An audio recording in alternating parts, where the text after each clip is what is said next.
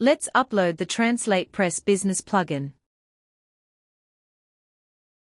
Upload the plugin file that you bought from us. Click Install.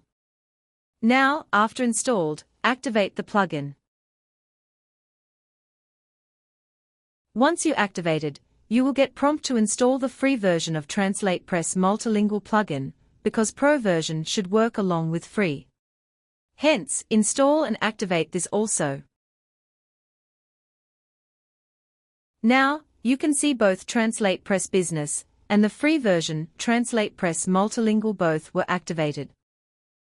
For accessing TranslatePress, go to Settings in WordPress dashboard. Under Settings, you can see TranslatePress option, click over that.